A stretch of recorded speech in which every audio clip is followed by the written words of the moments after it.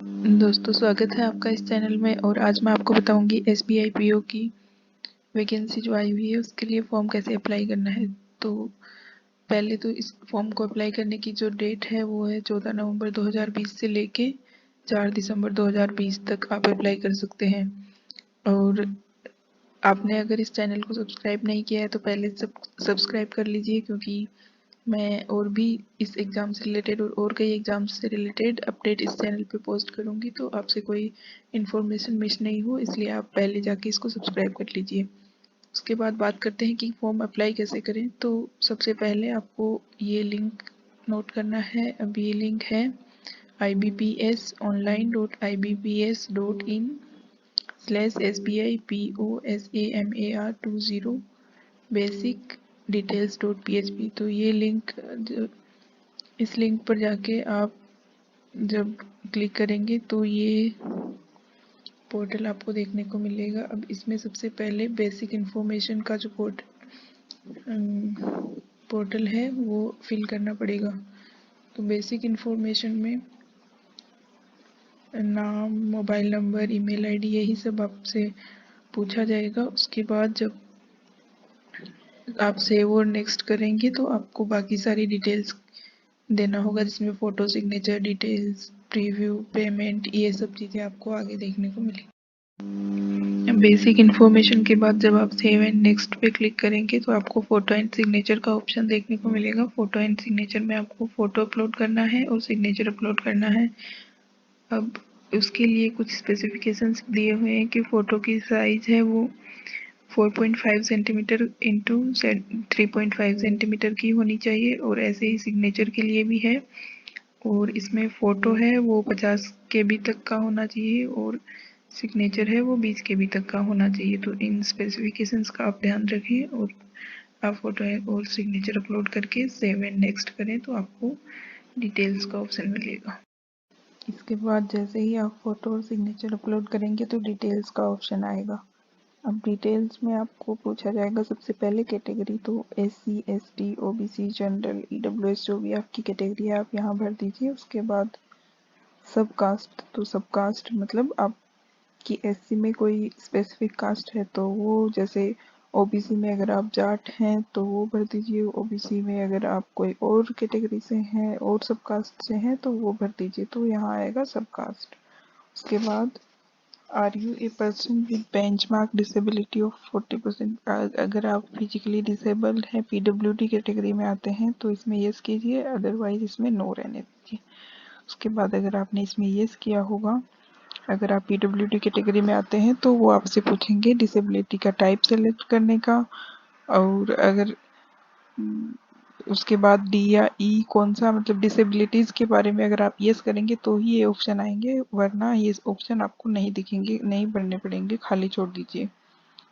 उसके बाद है are you suffering from cerebral palsy and your writing speed is affected. मतलब अगर आप लिखने में सक्षम नहीं है, आपको किसी हेल्प की ज़रूरत है, या फिर आपकी स्पीड कोई डिसेबिलिटी की वजह से अगर आप धीरे लिख पा रहे हैं तो वो आपको जानकारी देनी है यहाँ यस और नो में। उसके बाद अगर आपकी कोई डिसेबिलिटी की वजह से प्रॉब्लम है तो उसमें आप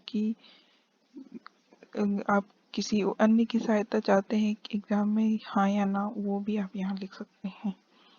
उसके बाद अगर आपका राइटिंग हैंड अफेक्टेड है, मतलब आपके राइटिंग हैंड में कुछ प्रॉब्लम है और आप लिख नहीं पा रहे हैं, मतलब आपको किसी हेल्प की ज़रूरत रहेगी, तो उसके लिए ये वाला ऑप्शन है।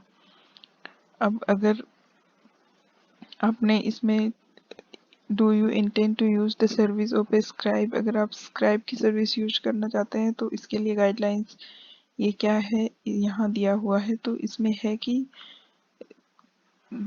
The facility of scribe would be allowed to a person who has disability of 40% and मोर।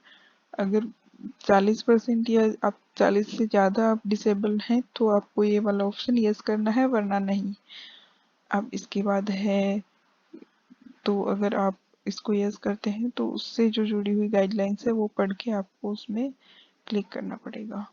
इसके बाद है रिलीजन, तो जो भी आपका रिलीजन है इनमें से वो आप इसमें भर दीजिए। उसके बाद रिलीजियस माइनॉरिटी कम्युनिटी में से बिलोंग करते हैं आप कि नहीं, तो उसके लिए ये ऑप्शन है। उसके बाद है are you an ex serviceman, अगर आप एक्स सर्विसमैन रहे हैं तो इसमें यस कीजिए, अदरवाइज इसको नो रहने दीजिए। उसके बाद है पीरियड ऑफ सर्विस, अगर आप सर्विस में थे पहले तो कितने टाइम तक आपने काम किया है वहाँ, उसके बारे में पूछा है। उसके बाद please mention the number of occasion on which you appeared for the exam of recruitment, अगर आप पीओ की एग्जाम के लिए पहले भी अपीयर हो चुके हैं तो उसका यहाँ भरना है। उसके बाद do you have record of default in repayment और लोन्स, क्रेडिट कार्ड, अगर आपके कोई लोन डिफॉल्ट है बैंक से या फिर अन्य किसी प्रकार की बैंक से रिलेटेड कुछ एडवर्स रिपोर्ट है आपसे आपके अकाउंट में, तो वो आप यहाँ अगर है तो यस, वरना नो। अगर do you reserve do you have adverse report regarding character and antecedents, तो अगर आप कैरेक्टर से रिलेटेड आपकी कोई मतलब कैरेक्टर से रिलेटेड आपके साथ कुछ घटना हुई या फिर कोई भी ऐसी आपकी एडवर्स रिपोर्ट है तो आप यस, वरना इसको नो रहने दीजिए। उसके बाद अगर आप स्टेट बैंक ऑफ इंडिया के क्लेरिकल कैडर के एम्प्लॉय हैं तो यस, और नहीं है अगर पहले से स्टेट बैंक ऑफ इंडिया में नहीं है तो आप नो कर दीजिए। अगर आप एसबीआई में कोई ऑफिसर कैडर के हैं तो यस, वरना नो। अगर आप एक्स एम्प्लॉय हैं स्टेट बैंक ऑफ इंडिया के तो यस कर दीजिए, वरना नो। अगर आप एक्स एम्प्लॉय हैं और रिजाइन कर चुके हैं तो इसमें यस, और अदरवाइज इसको नो कर दीजिए। तो please ensure that you are eligible to apply. अब अगर आप अपने क्वालिफिकेशंस और एजुकेशनल क्वालिफिकेशंस, मिनिमम एज, ये सब आपने चेक किया है और उसके बाद आपको देखना है कि आप पीओ की एग्ज़ाम में बैठने के लिए एलिजिबल हैं कि नहीं। अगर आप योग्य हैं तो इसमें यस कर दीजिए, वरना नो। उसके बाद पैन नंबर भरना है, फिर नेशनलिटी भरनी है, क्योंकि इसमें केवल इंडिया के सिटीजन ही अप्लाई कर सकते हैं तो यहाँ अपने आप इंडियन आ रहा है। उसके बाद है स्टेट भरना है, फिर स्टेट का जो कोड दिया हुआ रहेगा एग्ज़ाम उसके नोटिफिकेशन में वो आपको भरना है। उसके बाद एग्जामिनेशन सेंटर भरना पड़ेगा, फिर उसके बाद state code, centre of examination, ये सब डिटेल्स भरना पड़ेगा। फिर है डेट ऑफ बर्थ, जेंडर, फिर मैरिटल स्टेटस, अनमेरिड है कि मैरिड हैं या फिर विडो, डाइवोर्स्ड, जुडिशियली सेपरेटेड, अगर आपका कोर्ट से कोई मतलब मैटर चला हो और उसके बाद आप सेपरेट हुए हो, उसके बाद विडोर, तो ये सारे ऑप्शंस आपको भरने हैं। उसके बाद father's first name, father's middle name, father's, इसमें आपको पेरेंट्स की जानकारी भरनी है। स्पाउस फर्स्ट नेम यानी हस्बैंड या वाइफ की जो जानकारी है वो इस कॉलम में आएगी। उसके बाद एड्रेस भरना है।